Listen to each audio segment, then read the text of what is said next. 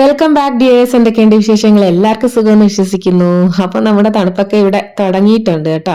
തണുപ്പും കൂടെ ആയണ്ടേ വീഡിയോ എടുക്കാനും എഡിറ്റ് ചെയ്യാനൊക്കെ നല്ല മടിയാ. അല്ലേലും കുറച്ച് മടിയാണ്, ഇപ്പൊ നല്ല മടിയാ. കുറച്ചു നാളൊന്ന് ബാംഗ്ലൂർ പോയിരുന്നു കേട്ടോ.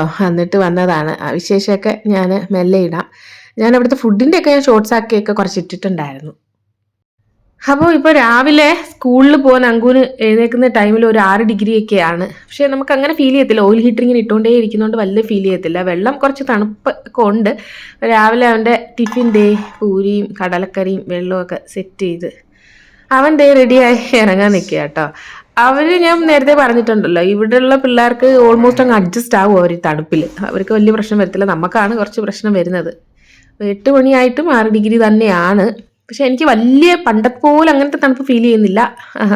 ഓക്കെയാ. എങ്കിലും നമ്മൾ ചായ മിസ്സാക്കുന്നില്ല. അതേ ചായയൊക്കെ കുടിച്ചിട്ട് ബാക്കി കാര്യങ്ങളൊക്കെ നോക്കണം. ഭക്ഷണം ഉണ്ടാക്കാൻ നല്ല മടിയാ.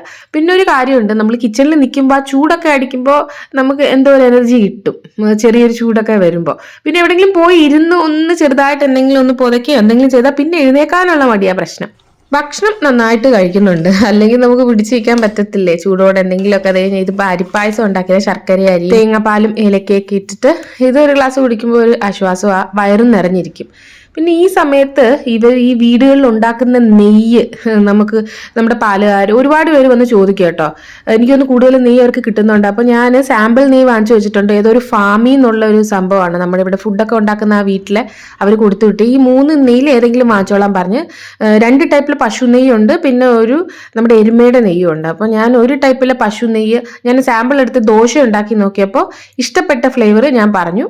ദേസി കൗഗി എന്ന് പറഞ്ഞ് അത് വന്നിട്ടുണ്ട്. ഇത് ഞാൻ പൊട്ടിച്ചില്ല, പൊട്ടിച്ചിട്ട് ഞാൻ കാണിച്ചു തരാം കേട്ടോ. കാരണം എൻ്റെ ഓൾറെഡി അല്ലാതെ നെയ്യ് ഇരിപ്പുണ്ട്, അത് കഴിഞ്ഞിട്ട് ഞാൻ ഇത് പൊട്ടിക്കുന്നുള്ളൂ. ദേസി കൗഗി എന്ന് പറഞ്ഞ് ബിലോണ എന്തോ ഇവർക്കൊക്കെ അറിയാം. പക്ഷെ നമ്മുടെ സാധാരണ നെയ്യിന് കുറച്ച് വ്യത്യാസമാണ്. വെറുതെ കഴിക്കാം എന്നൊക്കെയാണ് ഇവർ പറയുന്നത്. ഗുണമാണെന്ന് പറയും.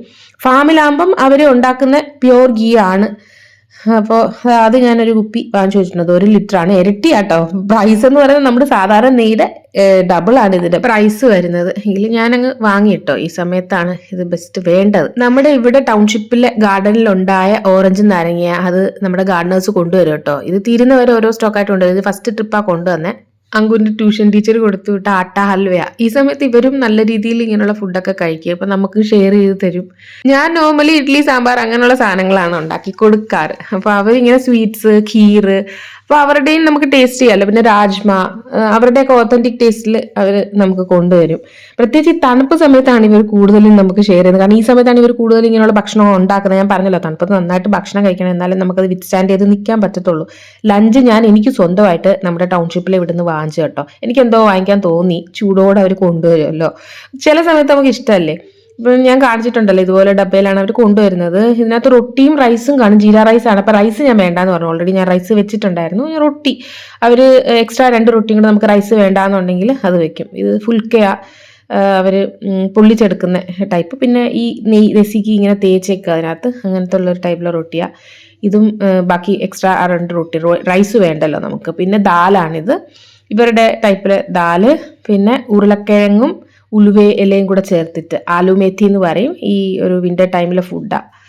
അതും ഉണ്ട്. അപ്പോൾ എനിക്കിത് കഴിക്കാൻ തോന്നിയപ്പോൾ ഞാനിത് വാങ്ങിച്ചു. അങ്കുവിൻ്റെ അക്കയ്ക്കും ദോശയാട്ടോ, അവർക്കത് മതി എന്ന് പറഞ്ഞു. ഇത് അങ്കുവിൻ്റെ സോക്സാ, സ്കൂളിൽ ഇട്ടുകൊണ്ട് പോയ. ഇത് പുതിയ സോക്സാ, 2ാമത്തെ വട്ടം ഇട്ടിട്ട് തിരിച്ച കോലമാണ്. ഇത് ഞാൻ എങ്ങനെ കഴുകി വെക്കും എന്ന് എനിക്കറിയത്തില്ല. ഇവൻ ഇത് എന്ത് ചെയ്യുന്നു? അടുപ്പിന്റെ കരിയുടെ പുറത്തൂടെ നടക്കുമോ എന്ന് എനിക്കൊരു ഡൗട്ടുണ്ട്. സ്കൂളിൽ പോയിട്ട് അത്രയ്ക്ക് കരിയാണിത്. എനിക്ക് തോന്നുന്നു ഇവൻ ഷൂസ് ഊരിയിട്ടിട്ട് നടന്നിട്ടാണ്.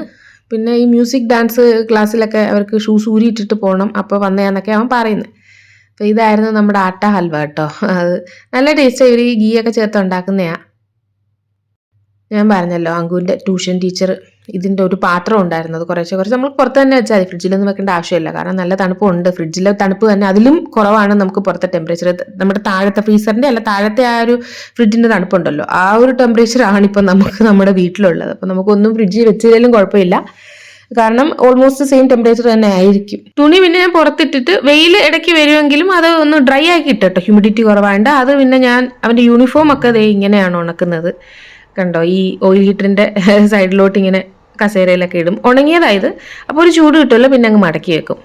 ഇങ്ങനെയാണ് ഇപ്പോഴത്തെ പരിപാടി. ഇതാണ് നമ്മുടെ ഓയിൽ ഹീറ്റർ. ഞാനിതിൻ്റെ അൺബോക്സിങ് ചെയ്യാൻ എനിക്കൊന്ന് 2 വർഷമായി ഇത് വാങ്ങിച്ചിട്ട്. ഞാൻ കാണിച്ചിട്ടുണ്ടായിരുന്നു ഹാവൽസിൻ്റെ. ഡിന്നറിന് നമുക്ക് തന്തൂരി റൊട്ടി വാങ്ങാമെന്ന് രാക്കെ പറഞ്ഞു കോഫി ഹൗസിൽ നിന്ന്. അപ്പോൾ അവിടുത്തെ തന്തൂരി റൊട്ടിയാണ്. തന്തൂരി ഇടുന്ന സമയത്ത് അവർ തന്തൂരി റൊട്ടിയും തന്തൂരി ചിക്കനും ഒക്കെ കാണും. അപ്പോൾ തന്തൂരി റൊട്ടിയും തന്തൂരി ചിക്കനുമാണ്. 2 തന്തൂരി ചിക്കൻ വാങ്ങിച്ചിട്ടുണ്ട്. ഞാൻ ഓൾറെഡി കറി ഉണ്ടാക്കിയിട്ടുണ്ടായിരുന്നു, വെള്ളക്കടലയുടെ കറിയെ. അപ്പോൾ പിന്നെ വേറെ കറിയൊന്നും വാങ്ങിക്കാൻ നിന്നില്ല. അങ്കുവിന് ആ റൊട്ടിയും തന്തൂരി ചിക്കനും അവൻ ഹാപ്പിയാണ്. അവന് വെറും തന്തൂരി ചിക്കൻ ആയാലും അവൻ കഴിച്ചോളും. എന്തായാലും ഒരെണ്ണം പൊട്ടിച്ചിട്ടിട്ട് നോക്കാം ക്വാണ്ടിറ്റി. ഒരുവിധം നല്ല ക്വാണ്ടിറ്റി ഉണ്ട് കോഫി ഹൗസിൽ നിന്ന് വാങ്ങുമ്പോൾ കേട്ടോ. നമ്മുടെ ഇവിടുന്ന് 2-3 പീസേ കിട്ടത്തുള്ളൂ. പക്ഷേ പ്രൈസ് ഡിഫറൻസ് ഉണ്ട്. കോഫി ഹൗസിൽ അതിൻ്റെ ഇരട്ടി പ്രൈസ് ആണെങ്കിലും ഇത്രയും അവർ ചിക്കൻ നല്ല രീതിയിൽ തന്നിട്ടുണ്ട്. ഇത് തന്നെ ധാരാളമാണ്. നമുക്ക് കഴിക്കുമ്പോൾ മടുക്കുമെന്നേ. തന്തൂരി റൊട്ടി തന്നെ നല്ല ഹെവിയാണ്. പിന്നെ കുറച്ച് കറിയൊക്കെ കൂട്ടി കഴിയുമ്പോൾ ഇത് അങ്ങനെ ഞാൻ വിചാരിച്ചങ്ങ് ഫ്രിഡ്ജിൽ വെക്കാം. മൈക്രോവേവ് വെച്ച് പിന്നെ ചൂടാക്കിയാലും പിറ്റേ ദിവസം എടുക്കാമല്ലോ. ഞാൻ പറഞ്ഞല്ലോ ഞങ്ങൾ ബാംഗ്ലൂർ പോയിരുന്നെന്ന്. അപ്പോൾ പെട്ടെന്ന് പോകേണ്ടി വന്നതാണ്. രാവിലത്തെ ഫ്ലൈറ്റ് തന്നെ ഞങ്ങൾ ബുക്ക് ചെയ്തു. ഓൾമോസ്റ്റ് ഒരു 3 മണിയായപ്പോൾ തന്നെ 2-3 മണിയായപ്പോൾ തന്നെ നമ്മൾ അവിടെ എത്തിയായിരുന്നു. കാരണം ചെക്കിംഗ് ഒക്കെ കഴിഞ്ഞിട്ട് നമ്മൾ നമ്മുടെ ഫ്ലൈറ്റ് നോക്കിയിരിക്കുകയാണ്. 4 മണിക്കാണ് നമ്മുടെ ഫ്ലൈറ്റ്. എയർ ഇന്ത്യയാണ്. അപ്പോൾ രാവിലത്തെ ഒരു കാഴ്ച. ആ തിരക്കില്ലെന്ന് വിചാരിച്ചിട്ടും നല്ല തിരക്കുണ്ടായിരുന്നു. അങ്ങനെ എങ്ങനെയെങ്കിലും ഞങ്ങൾ ഫ്ലൈറ്റ് കയറി. പുറത്ത് ഇരുട്ടാണ്, തണുപ്പ് ഓക്കെ, വലിയ അത്രയൊന്നും നമുക്ക് തോന്നിയില്ല.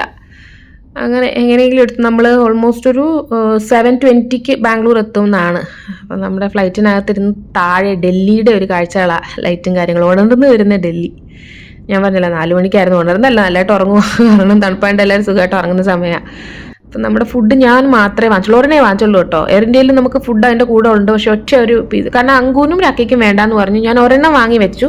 വെജും നോൺ വെജും ഉണ്ടായിരുന്നു. വെജിറ്റേറിയനിൽ ആലു പറാട്ടയും പനീറും പീസും ഒക്കെ ഇട്ടുള്ള ബുർജി. അതുകൂടാതെ നോൺ വെജ് ആണെങ്കിൽ ബ്രെഡ് ഓംലെറ്റ് ആയിരുന്നു. അപ്പം ഞാൻ നോൺ വെജ് വാങ്ങിയില്ല. ഇതൊക്കെയായിരുന്നു. പിന്നെ കൂടെ ചായയും കാപ്പിയും എന്ത് വേണമെങ്കിലും പറയാം. ഞാൻ മാത്രമേ വാങ്ങില്ല, എനിക്ക് പോലും ഇത് വേണ്ടായിരുന്നു. അകത്ത് ആലു സ്റ്റഫ് ചെയ്ത് രാവിലെ നമുക്ക് കഴിക്കാൻ തോന്നത്തില്ല. അല്ലെങ്കിൽ ഞാൻ ഒരെണ്ണം തരാൻ പറഞ്ഞ് അങ്ങനെ വാങ്ങിച്ചത്. ആ 2 പേര് നോക്കിയതേ ഇല്ല. പിന്നെ എനിക്കും പകുതി ഞാൻ കഴിച്ചിട്ട് അത് നിർത്തി. ചായയും കലക്കി. അങ്കു അപ്പം തന്നെ ഉറങ്ങിയാൽ മതി എന്ന് പറഞ്ഞു. അവന് വേണ്ട പറഞ്ഞു. രാവിലെ സമയത്തൊക്കെ അവന് ഭയങ്കര ബുദ്ധിമുട്ട്. സ്കൂളിൽ പോകുമ്പോഴേ കഴിക്കത്തില്ല. എനിക്കും വലിയ ടേസ്റ്റ് രാവിലെ ആവുമ്പോൾ നമുക്ക് തോന്നത്തില്ലല്ലോ. ഒരു ഉപ്പി വെള്ളവും സംഭവങ്ങളൊക്കെ ഭയങ്കര കിടിലായിട്ട് തന്നെ എളുപ്പം കാലത്ത് തന്നതേ. അങ്കു തുറന്നുറങ്ങുകയാണ്. അവന് ഒന്നുമേ വേണ്ടാന്ന് പറഞ്ഞു. അങ്ങനെ ഞാൻ എന്തായാലും രാക്കയും നോക്കിയില്ല കേട്ടോ. അതുകൊണ്ട് ഞാൻ യോഗട്ടും ആ ബണ്ണും ബട്ടറും ഒക്കെ ഞാൻ മാറ്റി വെച്ചു. ഞാൻ പറഞ്ഞല്ലോ നമ്മുടെ ടിക്കറ്റിൻ്റെ കൂടെ തന്നെ ഫ്രീ എന്ന് പറഞ്ഞാൽ അല്ലെങ്കിൽ കോംപ്ലിമെൻ്ററി ആയിട്ട് കിട്ടുന്നതാണ് ഈ ഫുഡെന്ന് പറയുന്നത്. അപ്പോൾ ഞാൻ എൻ്റെ മാത്രം വാങ്ങിച്ചു. കുറേ നേരം പുറത്തോട്ട് നോക്കിയിരിക്കാൻ നോക്കിയപ്പോൾ ഒരു രക്ഷയില്ല, നല്ല ഇരുട്ട് തന്നെയായിരുന്നു. അപ്പോൾ നമ്മുടെ ബണ്ണും എനിക്ക് മുഴുവൻ കഴിക്കാൻ പറ്റിയില്ല കേട്ടോ. അപ്പം മെല്ലെ മെല്ലെ ഇങ്ങനെ വെള്ളകീറി വരുന്നുണ്ടായിരുന്നു. നല്ല ഭംഗിയാണ് രാവിലെ ഇങ്ങനെ നമുക്ക് മേളിൽ ഇരുന്ന് കാണാം. ഞാൻ ആദ്യമായിട്ടാണ് ഈ ടൈമിൽ ഈ വെളുപ്പാങ്കാലത്ത് വരുന്ന ഒരു ഫ്ലൈറ്റിൽ കയറുന്നത്. അങ്ങനെ അങ്കു സുഖമായിട്ട് ഉറങ്ങുന്നതുകൊണ്ടേ ഞാൻ വിചാരിച്ചു ലാസ്റ്റ് ഇറങ്ങാമെന്ന്.